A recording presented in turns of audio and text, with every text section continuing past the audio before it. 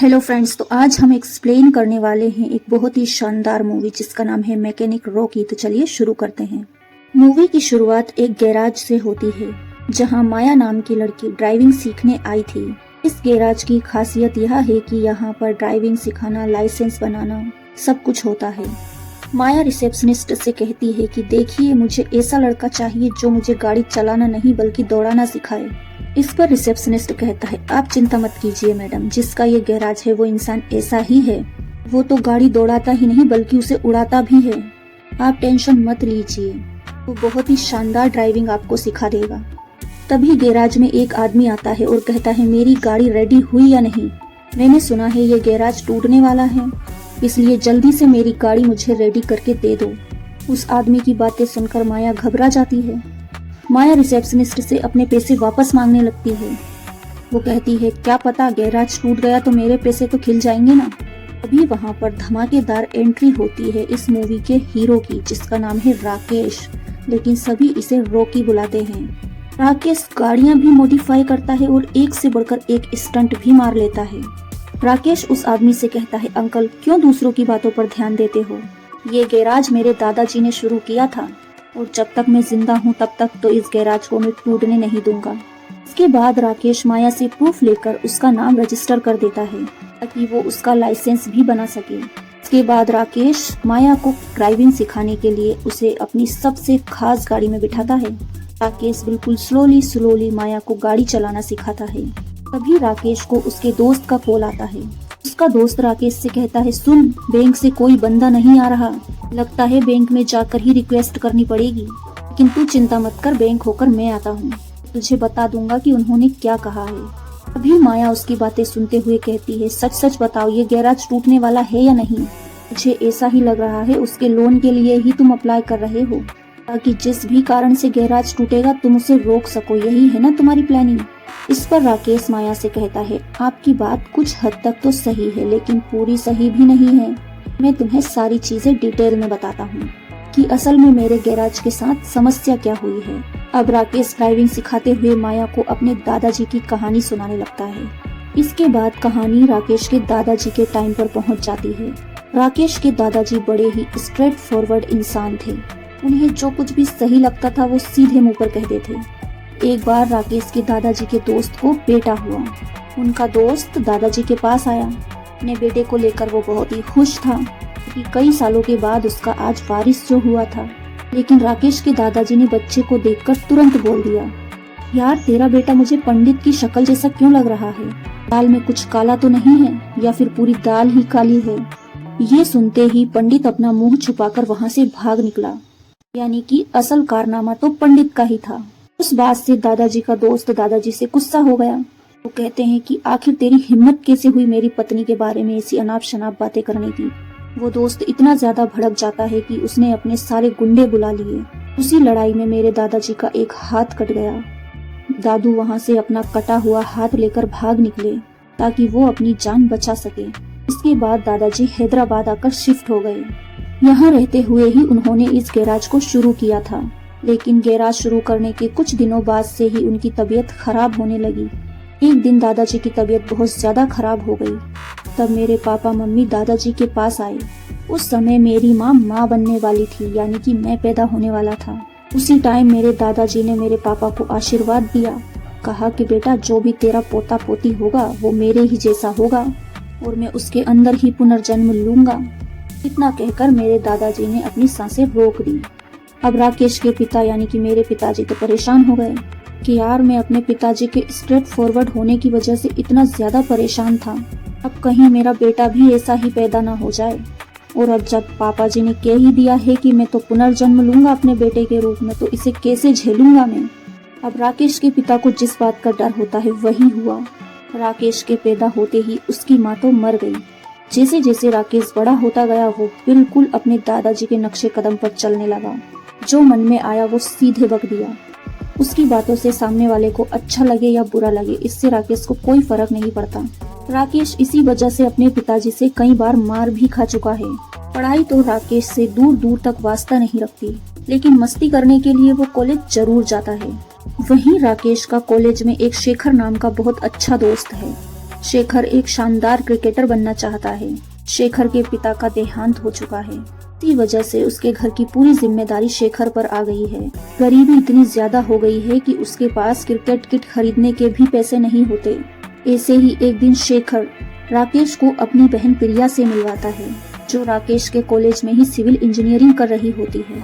प्रिया को देखते ही राकेश पहली नजर में प्रिया को दिल दे बैठा। प्रिया भी राकेश को पसंद करने लगी थी। ऐसे ही एक दिन शेखर जब क्रिकेट किट के लिए बहुत ज्यादा परेशान होकर बैठा हुआ था, तब राकेश उसे अपने साथ उठाकर लाइब्रेरी लेकर आता है और वहाँ से अच्छी अच्छी किताबें चुरा लेता है, ताकि उन बुकों को बेचकर किट खरीदने की व्यवस्था हो जाए। शेखर ऐसा नहीं करना चाहता था, लेकिन फिर भी वो मान जाता है। लेकिन भाइयों, इन दोस्तों की इतनी खराब किस्मत थी कि इन्हें प्रिंसिपल ही ये कारनामा करते हुए देख लेते हैं।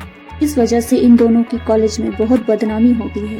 अब प्रिया समझ जाती है कि राकेश के साथ रहते रहते उसका भाई शेखर भी चोर बन गया है। अब प्रिया राकेश से सारे रिश्ते नाते तोड़ देती है और कहती है कि तुम एक चोर हो और मैं एक चोर के साथ रिश्ता नहीं रख सकती। अब इस बदनामी की वजह से राकेश के पिता भी उससे बहुत ज्यादा गुस्सा हो जाते हैं। इसी के साथ राकेश हर एग्जाम में फेल होते जा रहा था। राकेश अपने पापा से लास्ट चांस मांगता है, कहता है पापा लास्ट मौका दे दो, इस बार मैं पक्का सिविल इंजीनियर बन जाऊंगा। ये सुनकर तो राकेश के पापा का दिमाग ही घूम जाता है। राकेश के पापा कहते हैं, अब एक गधे, तूने एडमिशन तो कंप्यूटर साइंस में करवाया है, अब सिविल इंजीनियर कैसे बनेगा? मुझे तो ये तक नहीं पता तू पढ़ाई किस चीज की कर रहा है। बस बहुत हो गया, तेरी पढ़ाई आज से बंद। आज से तू मेरे साथ गैराज में काम करेगा। राकेश क्या करता बेचारा, वो अपने पापा की बात टाल भी नहीं सकता था, वरना उसकी अच्छे से धुलाई जो हो जाती।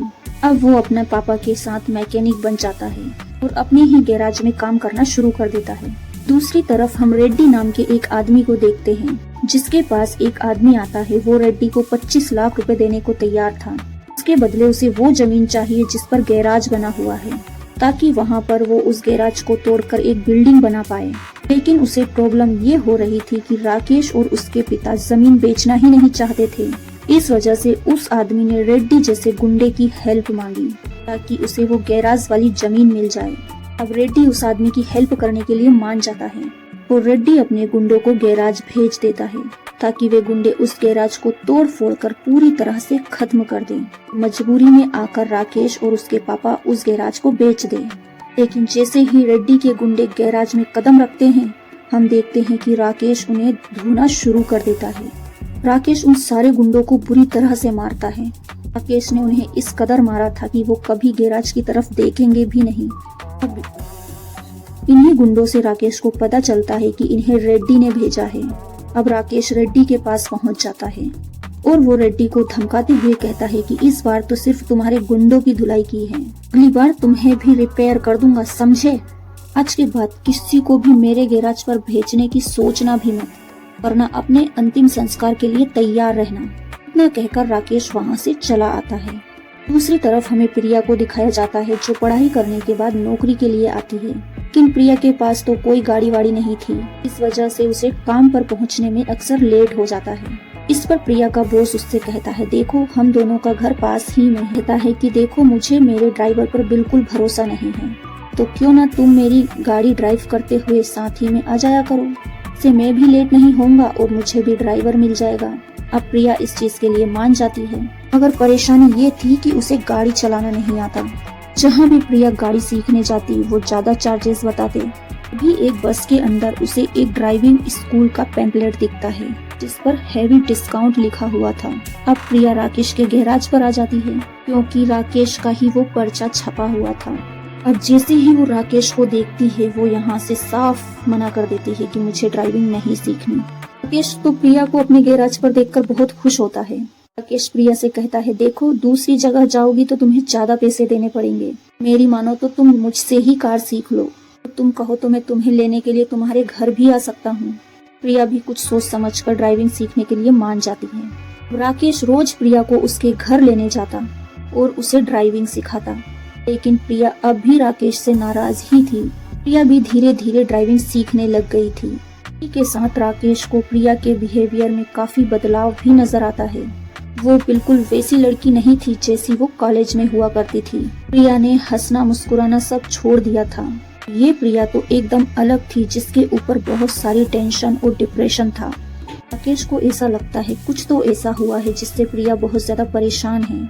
अब राकेश प्रिया की बहन से इसकी वजह पूछता है कि प्रिया के साथ क्या हुआ है। तब प्रिया की बहन राकेश को बताती है कि कुछ दिनों पहले हमारे पिताजी शांत हो गए। इसके बाद सारी जिम्मेदारी प्रिया और शेखर पर आ गई। प्रिया तो उस टाइम पढ़ाई कर रही थी, लेकिन प्रिया को पढ़ाई के साथ साथ पार्ट टाइम जॉब करनी पड़ी। वहीं शेखर भैया ने तो जिम्मेदारियां लेने से मना कर दिया। अब पूरा दिन घर पर ऐसे ही पड़ा रहता है। पता नहीं कैसे कैसे दोस्त बना रखे हैं, और एक दिन तो उसने हद ही कर दी। उसने घर से सारे जेवर चुरा लिए। ना जाने उसने उन जेवरों को बेचकर क्या किया। अब जब प्रिया ने शेखर को डांटा, उस पर हाथ उठाया, तो उसने गुस्से में आकर आत्महत्या कर ली। तभी से प्रिया बहुत ज्यादा परेशान रहती है, क्योंकि वो खुद को शेखर की मौत का जिम्मेदार समझती है। राकेश ये सब बातें सुनकर हैरान हो जाता है। उसे पता चल गया था कि प्रिया के परेशान होने का रीजन क्या था। अब अगले दिन जब प्रिया गाड़ी सीखने आई थी, भी एक बाइक सवार चोर प्रिया का बैग छीनकर भाग जाता है। वहीं राकेश प्रिया को उसका पीछा करने के लिए कहता है। साथ ही वो उसे बहुत अच्छे से गाइड भी कर रहा था। राकेश तो सही से समझा रहा होता है, लेकिन प्रिया तो डर की वजह से उल्टा ही कर देती है, जिससे राकेश की गाड़ी ठुक जाती है और वो जगह जगह से क्रैक हो जाती है। इसी के साथ राकेश उस चोर को पकड़ लेता है। पता चलता है कि प्रिया के बैग में तो सिर्फ 300 रुपए थे, और उन 300 रुपए के चक्कर में राकेश की गाड़ी पर 30,000 का खर्चा हो जाता है। लेकिन फिर भी वो प्रिया से यही कहता है, अरे कोई बात नहीं, 100-200 का ही खर्चा है, ठीक हो जाएगी गाड़ी। लेकिन प्रिया समझ जाती है कि राकेश झूठ बोल रहा है। प्रिया के पास जितने पैसे होते हैं वो राकेश को देते हुए कहती है, देखो अगली सैलरी मिलेगी तो मैं तुम्हें तुम्हारे पूरे पैसे लौटा दूंगी। राकेश प्रिया से कहता है, अरे तुम पागल तो नहीं हो गई हो, ये तुम सब क्यों कर रही हो, मैंने तुमसे पैसे कब मांगे। प्रिया कहती है, मुझे किसी का एहसान नहीं चाहिए। वहीं राकेश प्रिया से कहता है, देखो मुझे पता है कि तुम अभी टेंशन में हो, ये मतलब नहीं है कि तुम्हारे जो मन में आएगा वो तुम बक दोगी। आखिर वो प्रिया कहाँ गई जिसे मैं कॉलेज में मिला करता था। तुमने क्या हाल बना लिया है प्रिया, अपने आप को देखो, तुम क्या हो गई हो। शेखर के साथ जो हुआ उसमें तुम्हारी कोई गलती नहीं है। खुद को दोष देकर जो जिंदगी में बचा है ना, उसे भी खत्म मत करो।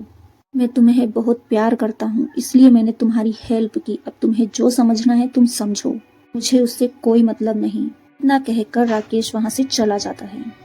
प्रिया को ये बात सुनकर एहसास होता है कि राकेश बिल्कुल सही कह रहा है। प्रिया भी धीरे धीरे करके खुद को बदलने की कोशिश करने लगती है, ताकि वो खुद को पहले जैसा बना सके। इस चीज से राकेश भी खुश हो जाता है। अब राकेश और प्रिया फिर से एक साथ हो जाते हैं, यानी कि इनका पैचअप हो जाता है। इसके बाद राकेश अपने पिताजी के लिए कश्मीर से लेकर कन्याकुमारी तक एक हॉलिडे पैकेज बुक करता है, ताकि वो अपने पिताजी को कुछ दिनों के लिए आराम दे सके, क्योंकि राकेश के पिताजी हमेशा काम में ही लगे रहते हैं। यही राकेश के पिता खुश होते हैं कि आखिरकार उनका बेटा जिम्मेदार बेटा बन गया है, जो उनकी गैर मौजूदगी में भी उस गैराज को संभाल लेता है। मगर ये खुशी ज्यादा दिन टिकने वाली नहीं थी। राकेश के पिता घूमने जाने वाले थे, उससे पहले ही उन्हें हार्ट अटैक आ जाता है और वो अपनी सांसें रोक देते हैं। अब राकेश अपने पिता की मौत से पहले से ही परेशान था। तभी रेड्डी अपने गुंडों के साथ उसके गैराज पर पहुंच जाता है, जो गैराज को तोड़ने के लिए आया था। राकेश चाहता तो उनके साथ फाइटिंग कर सकता था, लेकिन अभी वो अपने पापा के सदमे से बाहर नहीं निकला था। वो रेड्डी से रिक्वेस्ट करते हुए कहता है कि प्लीज मेरा गैराज मत तोड़ो, क्योंकि ये मेरे दादाजी और मेरे पिताजी की आखिरी निशानी है। इस गैराज के बदले को आप जो भी मुझसे कहोगे मैं करने के लिए तैयार हूँ। वहीं रेड्डी कहता है कि देख, मैं अगर एक चीज देता हूँ तो उसकी डबल लेता हूँ। मुझे तेरा गैराज तोड़ने के लिए 25 लाख रुपए मिल रहे हैं। अगर 10 दिन के अंदर तू 50 लाख रुपए लाकर देगा तो मैं तेरा गैराज नहीं तोड़ूंगा। राकेश रेड्डी की बातें सुनकर परेशान हो जाता है। सोचता है कि 10 दिनों में 50 लाख का बंदोबस्त कैसे किया जाए, लेकिन गैराज बचाने के लिए उसे कुछ तो करना ही होगा। अब रॉकी रेड्डी का चैलेंज एक्सेप्ट कर लेता है। रेड्डी उसे 10 दिन का टाइम देकर वहां से चला जाता है। और अब हमें मूवी का प्रेजेंट टाइम बताया जाता है, जहां राकेश माया को ड्राइविंग सिखाते हुए ये सारी बातें बता रहा था। वो कहता है कि मैंने बैंक से लोन लेने के लिए अप्लाई किया है। अगर लोन मिल गया तो गैराज बच जाएगा, और अगर लोन नहीं मिला तो पता नहीं क्या होगा। तभी राकेश के पास उसके दोस्त का कॉल आता है। उसका दोस्त कहता है कि यार, बैंक वालों ने तो लोन देने से मना कर दिया है, और वो रेड्डी भी बुलडोजर लेकर गैराज पर खड़ा है। ये सुनते ही राकेश तुरंत माया को वहीं छोड़कर गैराज के लिए निकल जाता है। वहीं माया भी राकेश की हालत देखकर परेशान हो जाती है। गैराज पर आने के बाद राकेश रेड्डी से कहता है, फिलहाल तो मेरे पास 10 लाख रुपए हैं, मुझे 10 दिन की और मोहलत दे दो, बचे हुए 40 लाख भी तुम्हें दे दूंगा। वहीं रेड्डी कहता, क्या मैं तुम्हें पागल नजर आता हूँ? अगले 10 दिन में क्या तेरे पिताजी आएंगे स्वर्ग से यहाँ 40 लाख रुपए देने? भूल जा इस गैराज को। तभी राकेश के पास माया का कॉल आता है। माया राकेश से कहती है, मैंने तुम्हारे और तुम्हारे पापा का डेटा निकाला। मैं LIC में काम करती हूँ। डेटा से मुझे पता चला है कि तुम्हारे पिताजी ने 2 करोड़ का लाइफ इंश्योरेंस करवा के रखा है। ये सुनकर तो राकेश की खुशी का ठिकाना ही नहीं रहता। अब वो रेड्डी से कहता है, देखिए मुझे आपके 40 लाख का बंदोबस्त हो गया है, अगले 10 दिन में तुम्हें 40 लाख और दे दूंगा। अब रेड्डी ये सुनकर मान जाता है। वो शर्त रखता है कि अगले 10 दिन में 40 लाख रुपए नहीं मिले तो मैं तुम्हें भी मार डालूंगा। इस पर राकेश रेड्डी की ये शर्त भी मान लेता है। अपने दादाजी और पिताजी की आखिरी निशानी को बचाने के लिए राकेश अपनी जान तक दांव पर लगा देता है। राकेश 2 करोड़ रुपए की सुनकर बहुत खुश तो था ही, तभी माया उसके पास आकर कहती है, तुमने मेरी बात अच्छी तरह से सुने बगैर ही फोन काट दिया। माया कहती है कि ये बात तो सच है कि तुम्हारे पिताजी ने 2 करोड़ का इंश्योरेंस करवाया था, लेकिन उसमें तो तुम्हारा नाम है ही नहीं, उसमें तो किसी राजेश का नाम लिखा है, तो पैसे तुम्हें नहीं राजेश को मिलेंगे। अब ये सुनकर राकेश हैरान हो जाता है कि राजेश कौन हो सकता है? मेरा तो कोई दूसरा भाई भी नहीं है, मेरा पैदा होते ही मेरी माँ मर गई थी। माया ये कहती है कि ऐसा भी हो सकता है कि जब हमने हमारी सारी कंपनी का डेटा ऑनलाइन शिफ्ट किया होगा तो गलती से किसी ने राकेश की जगह राजेश लिख दिया होगा, क्योंकि इन दोनों नामों में सिर्फ और सिर्फ J और K का ही फर्क है। तुम्हारे पिता जिंदा थे तब तक तो ये आसानी से चेंज हो जाता, लेकिन उनके मरने के बाद इसे चेंज करेंगे तो ये एक फ्रॉड कहलाएगा, इससे हमें जेल भी हो सकती है। राकेश को परेशान देखकर माया अपने बॉस विवेक को बुलाती है। विवेक हमेशा माया पर लाइन मारता रहता है। माया अपने बॉस से कहती है, प्लीज राकेश की हेल्प कर दो, तुम तो सर्वर रूम में जा सकते हो ना, उसका नाम राकेश, तुम्हें तो सिर्फ राजेश से राकेश लिखना है। मुझे अच्छे से पता है कि तुम ये कर सकते हो। काम तो खतरे वाला होता है, लेकिन विवेक ठरकी था, माया के जाल में फंस जाता है और वो ये काम करने के लिए मान जाता है। लेकिन सर्वर रूम तक जाना उसके लिए भी आसान नहीं होगा, कई लोगों को रिश्वत देनी पड़ेगी, कम से कम 5 लाख रुपए। अब राकेश कहता है कि मैं किसी से लेकर 5 लाख का बंदोबस्त कर दूंगा, बस आप नाम चेंज करने की प्रोसेस शुरू कर दो, कल तक तुम्हें 5 लाख रुपए मिल जाएंगे। अब 5 लाख का बंदोबस्त करके राकेश वो पैसे विवेक को दे देता है और उम्मीद लगाता है कि नाम चेंज हो जाएगा तो सारा काम आसान हो जाएगा, और उसकी ये उम्मीद रंग भी लाती है। अगले दिन माया डॉक्यूमेंट्स लेकर आती है, जहां राजेश की जगह राकेश हो चुका है। राकेश बड़ा खुश होता है कि चलो फाइनली कुछ अच्छा होने वाला है। राकेश माया से पूछता है कि पैसे कब तक मिल जाएंगे। तभी वहां पर एक पुलिस वाला पहुंच जाता है। पुलिस वाले को पता चल गया था कि यहाँ पर फ्रॉड हुआ है, सर्वर से किसी का नाम चेंज करवाया गया है। इसी वजह से वो राकेश, माया और विवेक तीनों को पकड़ने के लिए आया था। तीनों की हालत टाइट हो जाती है। तीनों को समझ नहीं आ रहा था कि अब क्या करना है। पुलिस वाला कहता है कि तुमने इतना बड़ा कांड किया है कि कम से कम तुम्हें 7 साल की सजा जरूर होगी, अब तुम जेल जाने के लिए तैयार रहो।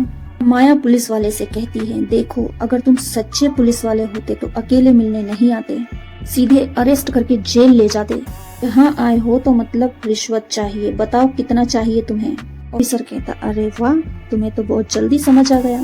पुलिस वाला कहता है कि ये इंश्योरेंस 2 करोड़ का है ना, मुझे इसका 20% चाहिए, यानी कि 40 लाख रुपए। 7 दिन के अंदर अगर ये 40 लाख रुपए नहीं मिले तो सीधा जेल जाओगे। राकेश परेशान हो जाता है कि 40 लाख रुपए नहीं होते। अब माया राकेश से कहती है, देखो इसमें मेरी भी गलती है, मैंने ही तुम्हें इस फ्रॉड के बारे में बताया। मैं लोन लेकर 20 लाख का अरेंजमेंट कर सकती हूँ, तो तुम्हें जब वो 2 करोड़ रुपए मिल जाए तो साथ ही में 20 लाख रुपए मुझे दे देना, लेकिन बाकी के 20 लाख का बंदोबस्त तुम्हें खुद करना होगा। राकेश के पास कोई दूसरा चारा नहीं था, वरना ये ऑफिसर तो अभी इन तीनों को अंदर कर देगा। अब राकेश मान जाता है। वो पुलिस वाले से कहता है कि मैं 7 दिन के अंदर 20 लाख का बंदोबस्त कर लूंगा। अब राकेश तुरंत वहाँ से चला जाता है ताकि वो 20 लाख रुपए का बंदोबस्त कर पाए। लेकिन तभी हमें पता चलता है कि माया, विवेक और पुलिस वाला ये तीनों मिले हुए हैं। राकेश के पिता ने कोई इंश्योरेंस नहीं करवाया था। नाम चेंज करने के बहाने ही माया ने राकेश को फंसाया और नाम चेंज करने के बहाने से उसने 5 लाख रुपए ले लिए। अब जेल से बचाने के लिए 20 लाख रुपए मांग रही है। अब जब राकेश इन्हें 20 लाख रुपए दे देगा तो ये लोग हो जाएंगे यहाँ से गायब। अब राकेश तो इसी उम्मीद में है कि 2 करोड़ रुपए आएंगे तो वो सबका सेटलमेंट कर देगा। अब माया, पुलिस वाला और विवेक तो मौज कर रहे थे। इधर राकेश 20 लाख जुटाने के लिए जो भी सामान था उसे बेचने की कोशिश करता है। सभी लोगों से उधार भी मांगता है, लेकिन अभी तक उसके पास 20 लाख रुपए जमा नहीं हुए थे। ऊपर से रोज माया तो कभी पुलिस वाला कभी रेड्डी उसे परेशान करते थे। कहते हैं, अरे 7 दिन होने वाले हैं, पैसे का बंदोबस्त करो वरना मुसीबत हो जाएगी। वहीं दूसरी तरफ राकेश ने अपने पापा की मृत्यु के बारे में एक पेपर में छपवाया होता है। उसे ट्रेन में बैठा हुआ आदमी पढ़ लेता है और जब हम उस आदमी को देखते हैं तो वो कोई और नहीं बल्कि राकेश के पिताजी ही होते हैं। है ना हैरानी की बात, अपनी ही मौत के बारे में न्यूज़पेपर में पढ़ रहे होते हैं, जबकि वो तो जिंदा है और आराम से कश्मीर से लेकर कन्याकुमारी तक घूम रहे हैं। अब ये न्यूज़पेपर देखकर वो तुरंत गैराज आ जाते हैं और वो राकेश को थप्पड़ मारते हैं और कहते हैं, बेवकूफ लड़के, तूने मुझे जिंदा ही मार दिया। ये सब क्या नाटक चल रहा है। वहीं राकेश के पापा को 2 करोड़ के इंश्योरेंस का डॉक्यूमेंट दिखाई देता है तो उन्हें लगता है सदमा। वो कहते हैं, नालायक, तू मेरे नाम से इंश्योरेंस का फ्रॉड कर रहा है। ये सब कुछ सिखाया था मैंने तुझे, हाँ? राकेश कहता है, पापा आप नहीं समझ रहे हैं, मैं तुम्हें सारी चीजें अच्छे से समझाता हूँ। कहानी तो अब शुरू होती है दोस्तों। जिस राकेश को हम भोला भाला समझ रहे थे कि बेचारे राकेश के साथ ऐसा कर रहे हैं ये लोग, जैसे कि माया, पुलिस वाला, रेड्डी, ऐसा तो बिल्कुल नहीं है। राकेश तो बहुत पहुंची हुई चीज है। वो माया के जाल में नहीं फंसा बल्कि उसने माया को अपने जाल में फंसाया। अब हमें पूरी कहानी बताई जाती है। जब प्रिया ने राकेश को शेखर के बारे में बताया, शेखर के मरने के बाद प्रिया ने उसके दोस्तों से बात की, जिससे प्रिया को पता चला कि माया, विवेक और ऑफिसर ने मिलकर शेखर को बेवकूफ बनाया था। ये लोग ऐसे ही एक इंसान को ढूंढते हैं जो मुसीबत में होता है। शेखर के पिता के जाने के बाद उनका घर चलाना मुश्किल हो गया था। वहीं माया ने शेखर को बताया। वो कहती है कि देखो, तुम्हारे पिता ने 1 करोड़ की इंश्योरेंस करवा के रखी है, लेकिन नाम चेंज हो गया है। अब इसे बदलवाने के लिए सिर्फ 2 लाख रुपए लगेंगे। शेखर सोचता है कि अगर 1 करोड़ रुपए आ गए तो घर की व्यवस्था सही हो जाएगी। उसने सारे जेवरात बेच दिए और जैसे तैसे करके 2 लाख रुपए इकट्ठे किए। वो पैसे माया को दे दिए, लेकिन बाद में ऑफिसर आया। उसने जेल की धमकी देकर और 10 लाख रुपए की डिमांड की। अगर नहीं दिए तो जेल जाना पड़ेगा। शेखर ने सभी से छुपाकर घर के पूरे जेवर चुरा लिए और सारे पैसे ऑफिसर को दे दिए। बात तो माया और ऑफिसर और इनने सिम ही चेंज कर ली। अब शेखर का उनसे कोई कांटेक्ट नहीं हो पाया, ना ही उसके पास कोई सबूत था जिससे वो माया को फंसा सके। इसी वजह से शेखर डिप्रेशन का शिकार हो गया। लेकिन प्रिया को तो लगा था कि शेखर ने सारे पैसे क्रिकेट के चक्कर में उड़ा दिए, लेकिन उसे नहीं पता था कि शेखर तो पहले से ही डिप्रेशन का शिकार है और इसी कारण से उसने आत्महत्या कर ली। इसके बाद राकेश और प्रिया ने पुलिस से शिकायत भी की, मगर उनके पास कोई सबूत नहीं था। इसीलिए राकेश ने ये प्लान बनाकर माया को फंसाने की कोशिश की। का ये सारा प्लान बनाया हुआ था कि उसका गैराज टूटने वाला है, पिताजी मर गए हैं। माया को जब ये सब बातें पता चली तो वो भी राकेश के पास चली आई ताकि वो उसे फंसा सके, मगर माया को कहाँ पता था कि उल्टा राकेश ही उसे फंसाने वाला है। एक और बात बताते हैं, इस प्लान में रेड्डी भी राकेश के ही साथ होता है। रेड्डी वही लड़का होता है इसके बारे में राकेश के दादाजी ने ये कहा था कि ये तो पंडित का लड़का है, वो असल में रेड्डी ही है। अगर राकेश के दादाजी ने रेड्डी के पापा की बेइज्जती नहीं की होती तो आज उसके पापा एक बड़े गुंडे नहीं बनते। आज अपने पापा की वजह से ही रेड्डी का हर जगह दबदबा है। रेड्डी के पापा गुंडे किसकी वजह से बने? राकेश के दादाजी की वजह से। क्योंकि अगर राकेश के दादाजी रेड्डी के पिताजी को बुरा भला नहीं कहते तो वो गुंडे नहीं बनते। पिता गुंडा नहीं बनता तो रेड्डी कैसे गुंडा बनता? अब यहाँ रेड्डी के पापा भी गुंडा थे और रेड्डी भी गुंडा बन गया और आज सब पर राज कर रहा है। इसी वजह से रेड्डी राकेश के दादाजी का आभार प्रकट करता है। वो कहता है कि आज मैं जो कुछ भी हूँ तुम्हारे दादाजी की वजह से हूँ। इसीलिए वो राकेश की हेल्प करने के लिए मान जाता है। रेड्डी ने नकली गुंडे भेजकर माया को यकीन दिलाया राकेश को पैसों की जरूरत है और इसके लिए वो कुछ भी कर सकता है। इस प्लान में पुलिस वाला भी शामिल है। राकेश कहता है कि अगर सबूत नहीं मिला तो क्या हुआ, तीनों को रंगे हाथ पकड़ कर लाऊंगा। ये पुलिस भी छुप छुप कर माया और बाकियों पर नजर रखे हुए थी। अब 7 दिन पूरे होने के बाद राकेश नकली 20 लाख रुपए लेकर माया और उसके बॉस और पुलिस वाले के पास आता है, जहां पुलिस चारों तरफ से इन तीनों को पकड़ने के लिए रेडी थी। तभी माया को सामने राकेश के पिता दिखाई देते हैं। माया समझ जाती है कि वो राकेश के प्लान में फंस गई है। ये तीनों यहाँ से भागने की कोशिश करते हैं, लेकिन इनके पीछे राकेश और पुलिस वाले पड़ जाते हैं। राकेश तो था ही एक शानदार राइडर, अब वो जोर की गाड़ी भगाता है और तीनों को पकड़कर जेल में डाल देता है। यहाँ कोर्ट इन तीनों फ्रॉडों को 10 साल की सजा सुनाती है। और इसी के साथ राकेश माया से कहता है कि एक हेल्थ इंश्योरेंस करवा लो, क्या पता जेल में तबीयत खराब हो जाए। याद से नॉमिनी की स्पेलिंग देख लेना, वरना तुम्हारे साथ फ्रॉड ना हो जाए। मूवी तो बहुत ही शानदार थी। आपको स्टोरी कैसी लगी कमेंट्स में जरूर बताइए, और मेरा एक्सप्लेनेशन का तरीका आपको पसंद आया है तो जरूर कमेंट्स करिए। Thanks for watching.